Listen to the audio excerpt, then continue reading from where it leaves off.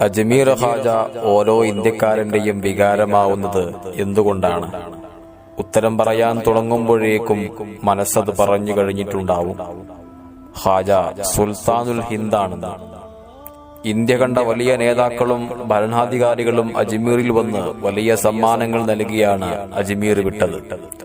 അജ്മീർ ദർഗയും മുഴുവൻ സൗന്ദര്യവും പേറി നിൽക്കുന്ന ദർഗയുടെ വലിയ കുബ്ബ അതിലൊന്നാണ്.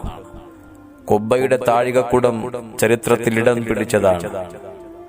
ഭരണാധികാരിയായിരുന്ന നൈസാം രാജാവാണ് താഴികക്കുടം സ്വർണത്തിൽ പണിയണമെന്ന് തീരുമാനമെടുത്തത്. അത് ഖാജയോടുള്ള അദമ്യമായ സ്നേഹപ്രകടനത്തിന്റെയും ആഗ്രഹ സഫലീകരണത്തിന്റെയും സമ്മാനമായിരുന്നു. 42 കിലോയോളം സ്വർണമാണ് താഴികക്കുടത്തിന് ചെലവഴിച്ചത്.